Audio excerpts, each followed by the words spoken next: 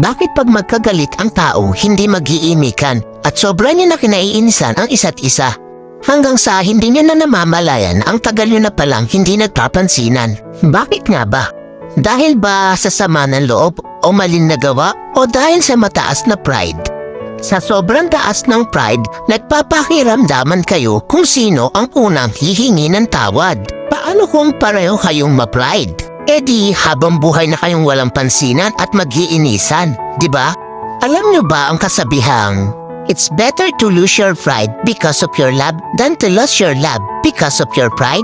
Hindi naman masama kung itapon mo muna ang pride mo para sa taong mahalaga sa'yo. Kaysa naman itapon mo yung pinagsamahan nyo ng dahil lang sa pride mo.